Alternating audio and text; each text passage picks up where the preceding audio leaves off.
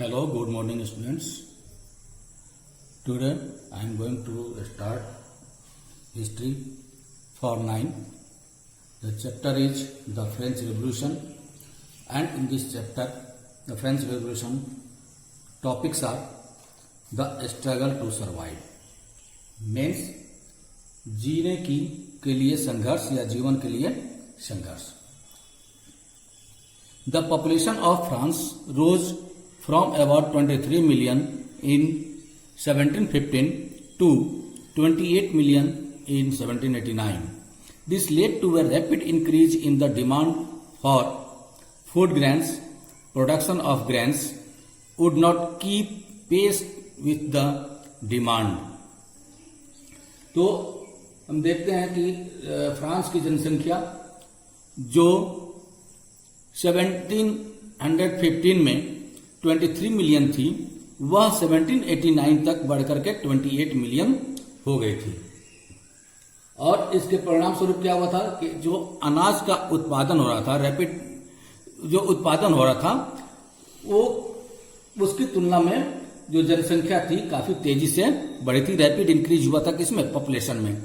तो वहां की जनसंख्या में काफी रैपिड इंक्रीज हुआ था. ठीक है. जो भी प्रोडक्शन हो रहा था ग्रेन्स का, वो कम पड़ जा रहा था. अनाज का जो प्रोडक्शन हो रहा था वो कम पड़ जा रहा था. अधिकांश लोग मुख्यतः खाद्य सामग्री पर ही निर्भर थे. ठीक है. So the price of bread which was the staple diet of the majority rose rapidly. और इस प्रकार से अधिकांश लोगों के मुख्य जो खाद्य पदार्थ थे, पाव रोटी, उसकी कीमत में तेजी से वृद्धि हो गई. ब्रेड मीन्स यहाँ रोटी नहीं है, यहाँ पे ब्रेड मीन्स पाव रोटी है. जो स्लाइस ब्रेड हम लोगों का होता है उसको वहां पे पाव रोटी बोलते हैं. तो उसकी कीमत में काफी तेजी से वृद्धि हो गई. Most workers were employed as labourers in workshops whose owners fix their wages, but wages did not keep pace with the rise in prices. So the gap between the poor and the rich widened. तो इस प्रकार से जो इसके फलस्वरूप क्या हुआ कि जो भी अमीर गरीब की खाई इसमें बढ़ती गई. क्यों? कि अधिकतर कामगार जो काम करने वाले मजदूर थे वो कारखानों में काम करते थे. ठीक है. और उसकी मजदूरी जो थी, जो उनके मालिक थे, जो ऑनर्स थे कारखानों के या फैक्ट्रियों के या वर्कशॉप के जो ऑनर्स थे, वही उसकी मजदूरी तय करते थे. ठीक है. लेकिन ये मजदूरी इतनी नहीं होती थी कि जितनी प्राइस तेजी से बढ़ रही थी.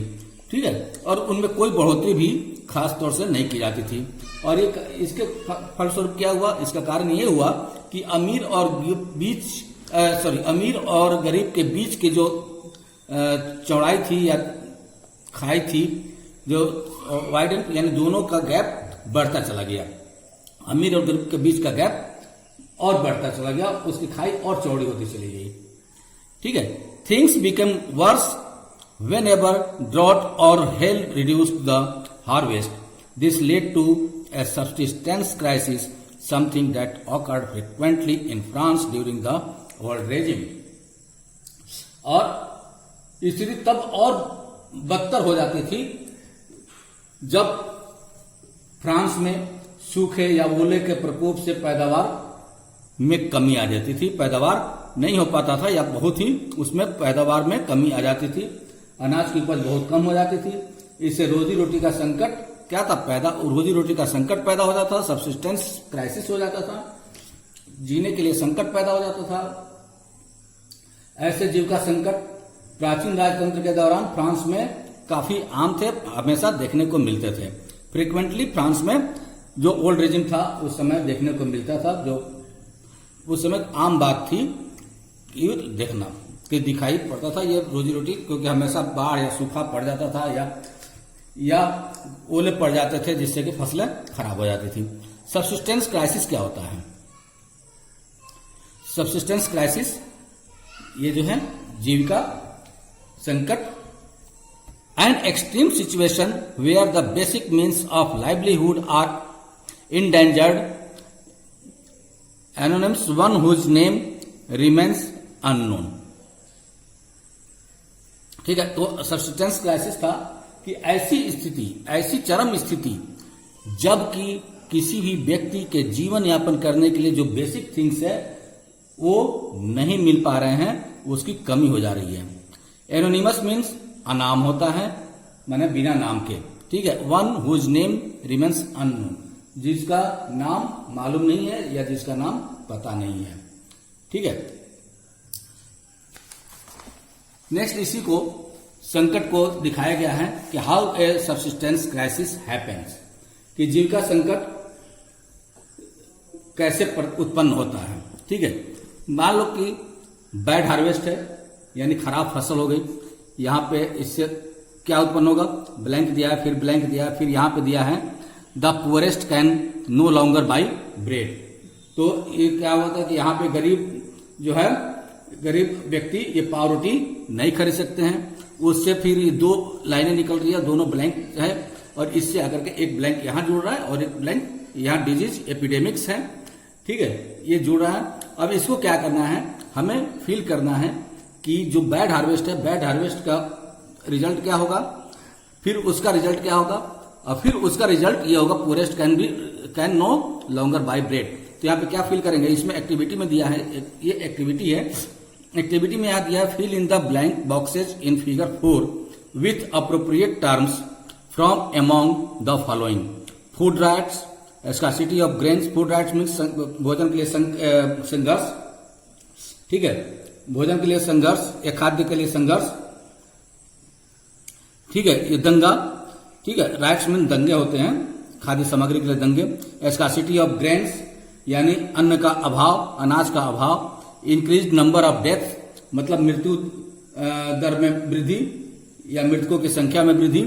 राइजिंग फूड प्राइसेस, जो फूड प्राइस है उसमें बढ़ोतरी। उसके बाद वीकर बॉडीज यानी कमजोर शरीर।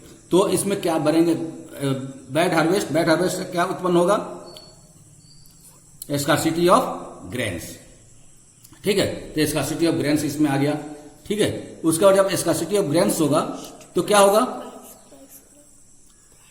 क्या होगा, तो इसमें इंक्रीज जब स्कार्सिटी ऑफ ग्रेन्स होगा, जब खाद्य सामग्री में कमी आएगी, जो उपज में कमी आएगी, तब क्या होगा, उसकी कीमतें बढ़ जाएगी, ठीक है। तो अब राइजिंग फूड प्राइसेस, तो जो भी फूड प्राइस है वो बढ़ जाएगा। जब फूड प्राइस बढ़ जाएगा तो जो गरीब व्यक्ति है वो क्या होगा, यहाँ the poorest can no longer buy bread. तो जो पुअर व्यक्ति होगा, जो गरीब व्यक्ति होगा, वो लंबे समय तक अब क्या होगा, पाव रोटी नहीं खरीद पाएगा। और जब पाव रोटी नहीं खरीद पाएगा तब क्या होगा, लोगों के बीच झगड़े होंगे, संघर्ष होगा, पाव रोटी को प्राप्त करने के लिए दंगे होंगे, ठीक है। तो इसमें मान लो यहाँ पे फूड राइट्स हो गया, ठीक है, फूड राइट्स यहाँ पे फिलअप करोगे। और जब दंगे होंगे, जब उसको खाना नहीं मिलेगा व्यक्ति को, गरीब व्यक्ति को, तब क्या होगा, उसका शरीर भी कमजोर होगा, ठीक है, शरीर कमजोर होगा, यानी वीकर बॉडीज, बॉडी वीकर होगा, कमजोर होगा, ठीक है। तो बॉडी जब कमजोर होगा तो क्या होगा, डिजीज एपिडेमिक, तो बीमारियां घेरेगी, ठीक है, महामारी आएगी, ठीक है। और जब महामारी आएगी तो इससे क्या होगा, यहां पे क्या फिलअप करेंगे, इंक्रीज्ड नंबर ऑफ डेथ्स, यानी मृत्यु दर में बढ़ोतरी होगी, यानी क्या होगा, मृतकों की संख्या में वृद्धि होगी, अधिक लोग मरेंगे। जब डिजीज एपिडेमिक होगा, महामारी होगी, तब मृतकों की संख्या में बढ़ोतरी होगी। और यहां पे संघर्ष, दंगे हो रहे हैं भोजन के लिए, लोग मरेंगे। तो यहां पे हम देख रहे हैं कि इससे भी लोग मर रहे हैं, और यहां से भी शरीर कमजोर हो रहा है, तब भी डिजीज हो रहा है, डिजीज होने से भी लोग मर रहे हैं। तो ये यहां पे फिलअप करके हम एक्टिविटी को पूरा कर सकते हैं। तो स्टूडेंट्स, इस एक्टिविटी को आप लोग अपने बुक में करेंगे और कर करके आप हमें सेंड कर देंगे। सेंड करके हम देख लेंगे कि आपने सही किया या नहीं किया, ठीक है। तो इसे आप एक्टिविटी को इसमें फिलअप करके पूरा कर लेंगे, ठीक है। नेक्स्ट पॉइंट आता है हमारा, a growing middle class envisages and end to privileges. तो इसमें क्या है, उभरते मध्यम वर्ग के ने विशेष अधिकारों की अंत की कल्पना की। वो चाहते थे मध्यम वर्ग वाले या मध्य वर्ग वाले कि जो भी विशेषाधिकार दिए गए हैं उच्च वर्ग को या कुलीन वर्ग को, उस विशेषाधिकार को खत्म किया जाए। ठीक है।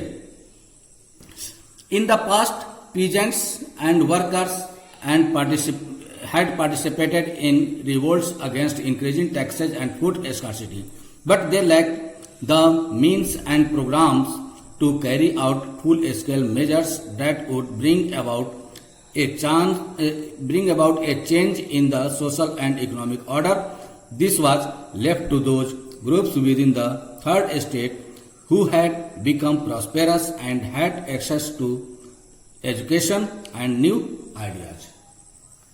तो उसमें क्या था, पहले भी कर बढ़ते एवं अकाल के समय किसान और कामगार विद्रोह कर चुके थे।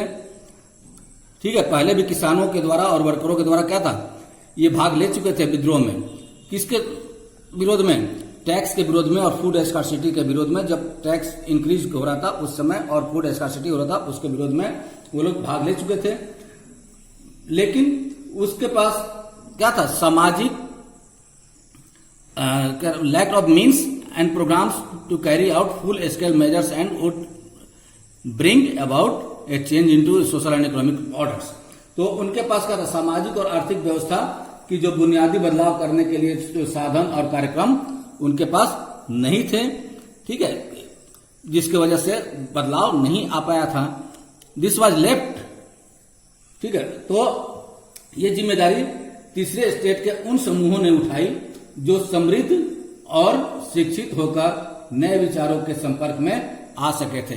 पीछे हमने पढ़ा था कि थर्ड स्टेट में 3 प्रकार के लोग थे, जिसमें कि जो फर्स्ट वाले थे ये big businessman, merchants, court officials, lawyers etcetera. ये लोग क्या थे, पढ़े लिखे थे और इनके पास कुछ पैसे आ गए थे। तो ये लोग क्या थे कि ये लोग एक मध्य वर्ग का निर्माण किए और मध्य वर्ग का निर्माण करने के बाद इन लोगों के पास चूंकि कुछ साधन थे तो ये लोग संपर्क में कुछ आ चुके थे, कुलीन तंत्र के संपर्क में आ चुके थे। कुछ इन लोगों को शिक्षा मिल चुकी थी और ये लोग बाहरी दुनिया के संपर्क में आ चुके थे। इसलिए इन लोगों ने मिलकर के एक मध्य वर्ग का निर्माण किया और एक समृद्ध शिक्षित होकर अपने विचारों बाकी बाहरी विचारों के संपर्क में आए थे। ठीक है।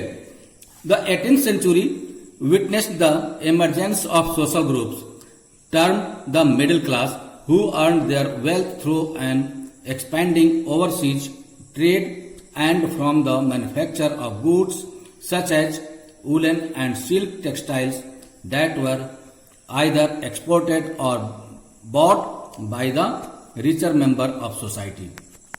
18वीं सदी में एक नए सामाजिक समूह का उदय होता है। ठीक है। तो 18वीं सदी में ये लोग जो मिल करके जो थर्ड स्टेट के अपर क्लास थे वो लोग क्या किए, एक नए सामाजिक समूह का उदय किए या निर्माण किए, जिनको कि मध्य वर्ग के नाम से जाना गया, जिसने फैलते समुद्र पारीय व्यापार यानी समुद्र के पार से जो व्यापार होता था और ऊनी और रेशमी वस्त्रों के उत्पादन के बल पर संचित संपत्ति को उन लोगों ने या धन को उन लोगों ने अर्जित किया और ऊनी और रेशमी कपड़ों का या तो निर्यात किया जाता था या समाज के समृद्ध लोग उसे खरीद लेते थे। ठीक है। जो समाज के समृद्ध लोग थे या पैसे वाले थे या धनी व्यक्ति थे वो लोग खरीद लेते थे। In addition to merchants and manufacturers the third state included profession such as lawyer और administrative officials. All of these were educated and believed that no group in society should be privileged by birth। तो businessman के अलावा, व्यापारी वर्ग के अलावा इस समूह में कुछ क्या नाम था कि वकील या लॉयर्स और कुछ प्रशासनिक सेवा के अधिकारी भी इसमें शामिल थे। ये सभी पढ़े लिखे थे, एजुकेटेड थे और इन लोगों का विश्वास था कि जो भी विशेषाधिकार जन्मजात कुलीन तंत्र का मिला हुआ है वो समाप्त होना चाहिए, वो उन्हें नहीं मिलना चाहिए। ठीक है। Rather a person social position must depend on his merit.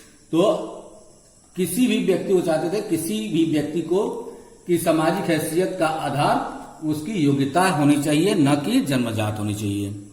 These ideas envisaging a society based on freedom and equal laws and opportunities for all were put forward by philosophers such as John Locke and Jean-Jacques Rousseau in his two treatises of government.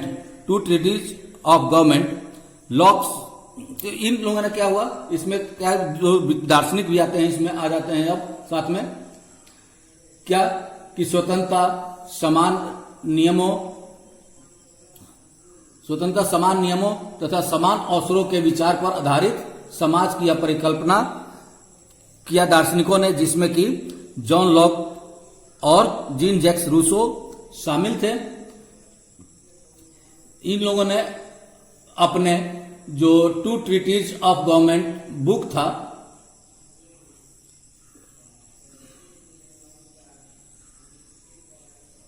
उनका two treatises of government Locke का book था, उसमें उन्होंने लिखा में lock ने राजा के दैवी और निरंकुश अधिकारों के सिद्धांत का खंडन किया था। ठीक है, तो lock sought to refute the doctrine of the divine and absolute right of the monarch। तो राजा के निरंकुश अधिकारों का और दैवी अधिकारों का उसमें लॉक ने इस जो बुक है ये two treatises of government Locke की, उसमें इन्होंने खंडन किया था, उसका विरोध किया था। ये बुक लॉक और रूसो दोनों के द्वारा लिखी गई है।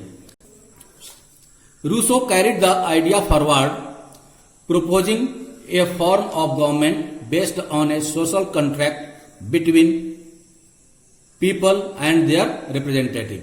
तो रूसो का एक सिद्धांत है, थ्योरी है, सामाजिक समझौते का सिद्धांत। ठीक है, सोशल कॉन्ट्रैक्ट, ठीक है, थ्योरी ऑफ सोशल कॉन्ट्रैक्ट एक निबंध है, ऐसे है रूसो का। उसमें इसने लिखा है कि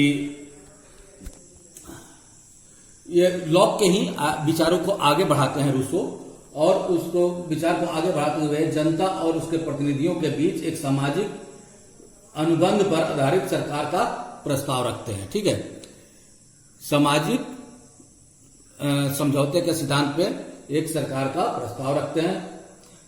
ठीक है, in the spirit of the laws Montesquieu proposed a division of power within the government between the legislative, the executive and the judiciary।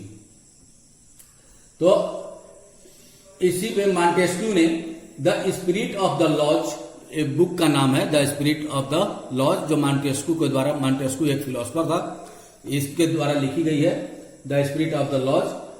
इस रचना में सरकार के अंदर विधायिका, कार्यपालिका और न्यायपालिका के बीच सत्ता विभाजन की बात मॉन्टेस्क्यू ने कही है।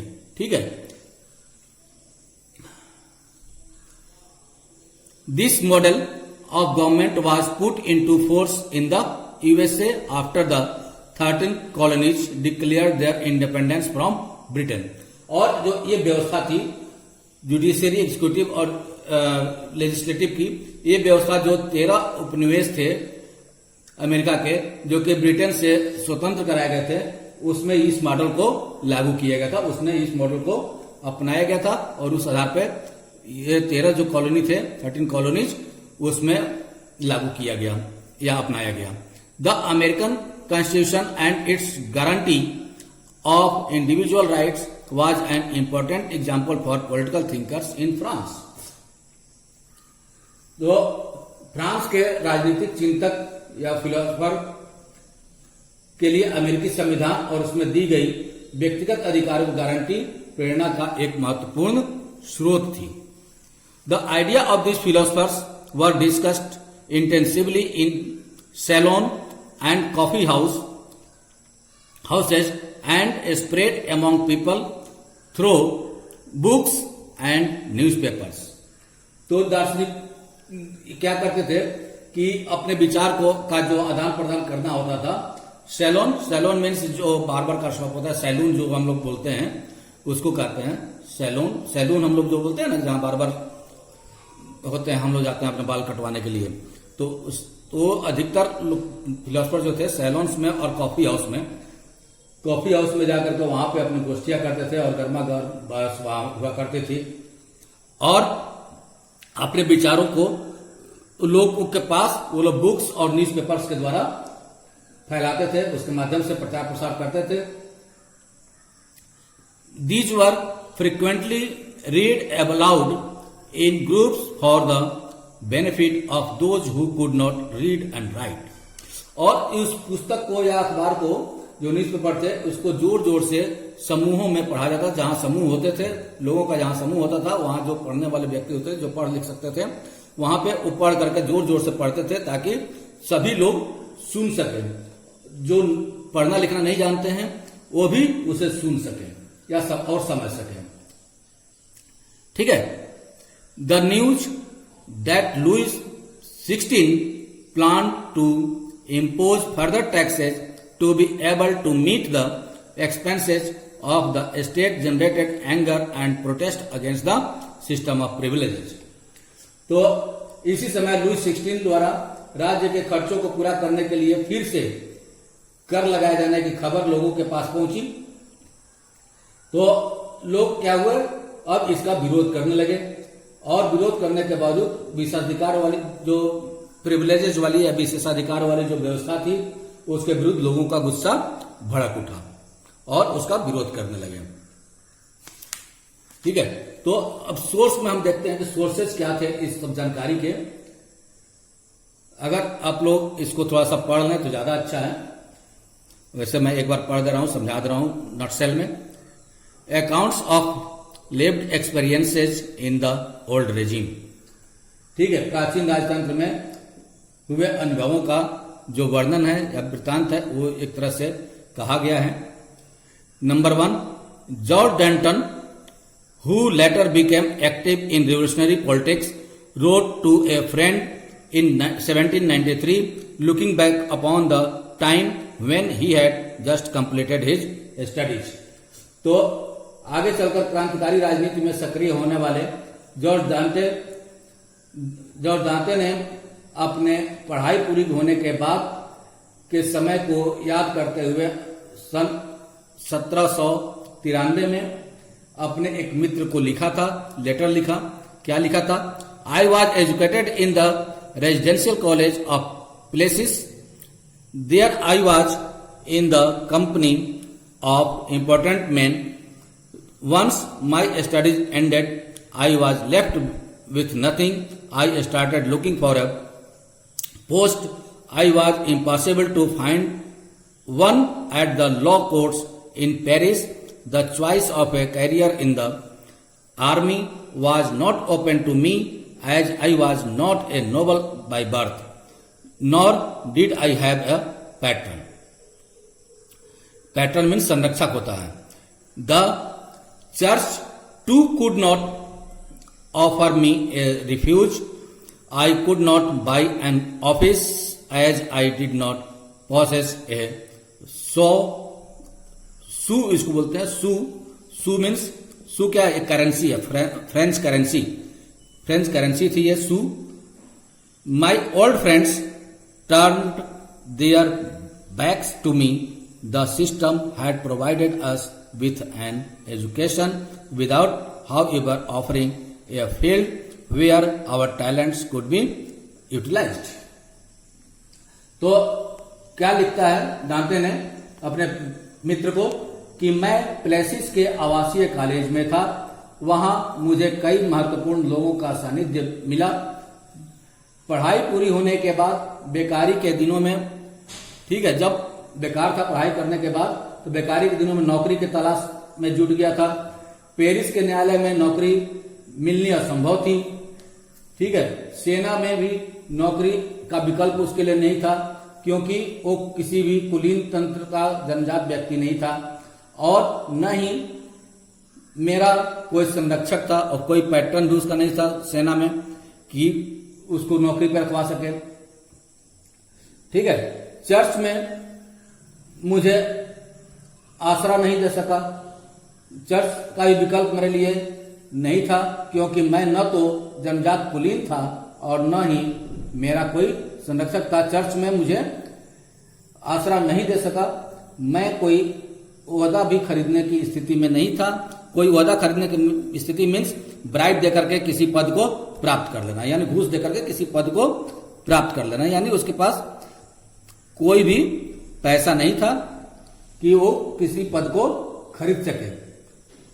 क्योंकि मेरी जेब में एक शू, क्योंकि मेरी जेब में I could not buy an office as I did not possess a sou, मतलब हमारे पास कोई एक शू भी नहीं था। शू मीन्स मैंने बताया कि फ्रांसीसी पैसा होता है या करेंसी होती है, ठीक है। तो उसने कहा कि हमारे जेब में एक शू भी नहीं था। पुराने दोस्तों ने भी मुंह मोड़ लिया था, जो भी पुराने फ्रेंड थे उसके वो भी मुंह मोड़ लिए थे, वो भी हेल्प करने से मना कर दिए, ठीक है। व्यवस्था में ने हमें पढ़ा लिखा तो दिया था, लेकिन हमारी प्रतिभा के इस्तेमाल के अवसर उपलब्ध नहीं कर रहे थे। यानी फ्रांस में जो थी सिस्टम की जो देश था या देश की व्यवस्था थी, वो बच्चों को पढ़ा देती थी, लेकिन बच्चों को खुद अपना संघर्ष करना पड़ता था नौकरी के लिए या कोई भी काम करने के लिए। लेकिन कोई भी व्यवस्था उसको उसके प्रतिभा को नहीं समझा और उसकी प्रतिभा का उपयोग इस तरह से दांते का नहीं हो पाया। नंबर 2 में हम देखते हैं, नंबर 2 की एक और इंग्लिशमैन की कहानी है। An Englishman Arthur Young travelled through France during the year from 1787 to 1789 and wrote detailed descriptions of his journeys. He often commented on what he saw. एक इंग्लिशमैन था जो कि 1787 से 1789 तक जर्नी किया था, पूरे फ्रांस की यात्रा की और अपनी यात्रा का विस्तृत वर्णन उसने लिखा था। इस वृत्तांत में उसकी जो टिप्पणी थी वो बहुत ही दिलचस्प थी। क्या थी टिप्पणी या क्या वृत्तांत था उसका? He who decides to be served and waited upon by slaves, ill-treated slaves means दास या गुलाम, ill-treated slaves at that must be fully aware that by doing so he is placing his property and his life in a situation which is very different from that he would be in had he chosen the services of free and well-treated men, and he who chooses to dine to the accompaniment of his victims Victim groan should not complain if during a riot his daughter gets kidnapped or his son's throat is slit. Means उसने क्या लिखा कि जो भी सेवा में लगे हुए गुलाम थे, खास तौर पर उनके साथ बुरा व्यवहार करने वाले को पता होना चाहिए था कि इस तरह यह अपनी जिंदगी को ऐसी स्थिति में डाल रहा है जो उस स्थिति से बिल्कुल भिन्न होती, जिसमें उसने मुक्त लोगों की सेवाएं ली होती और उनसे बेहतर बर्ताव करता, जो अपने पीड़ितों की कराह सुनते, ठीक है, पीड़ितों की कराह सुनते हुए भोज उड़ाना पसंद करते हैं। उन्हें दंगे के दौरान अपनी बेटी के अपहरण या बेटे का गला रेत दिए जाने का दुखड़ा नहीं रोना चाहिए था। तो वो कहता है कि ऐसे समय होना चाहिए कि जो भी स्लैब थे उनसे काम करवाया जाता था, उनको कोई अहमियत नहीं दे जाती थी, उनके साथ बुरा व्यवहार किया जाता था और ऐसा व्यवहार भी किया जाता था कि उनकी बेटी जो थी उसका अपहरण भी कर लिया जाता था और बेटों को गला रेतने का भी भय उसमें व्याप्त था। तो ये कहानी थी और उस समय फ्रांस की स्थिति बहुत ही दयनीय थी, जिसका कारण था कि बाद में 1789 में वहां पर रिवोल्ट हुआ था। आगे हम पढ़ेंगे कि रिवोल्ट हुआ था तो क्या रिवोल्ट हुआ इसके बाद एक्टिविटी आता है, what message is Young trying to convey here. जो यंग था अपना क्या मैसेज देना चाह रहा है यहाँ पे। Whom does he mean when he speaks of slaves? Who is he criticizing? What dangers does he sense in the situation of 1787? तो गुलामों से उनका क्या आशय है, वह किसकी आलोचना कर रहे हैं, सन 1787 में उन्हें किन खतरों का आभास होता है, किन खतरों का पता चलता है। तो स्टूडेंट्स आज हम ये टॉपिक यहीं पे खत्म करते हैं। नेक्स्ट वीडियो में हम देखेंगे the outbreak of the revolution. अब इसके बाद रिवोल्यूशन देखेंगे, रिवोल्यूशन कैसे शुरू होता है या क्या उसके कारण होते हैं और क्या क्या स्टेप्स आते हैं। ठीक है, तो स्टूडेंट्स आज के टॉपिक यहीं पर समाप्त करते हैं। Thank you, have a nice day.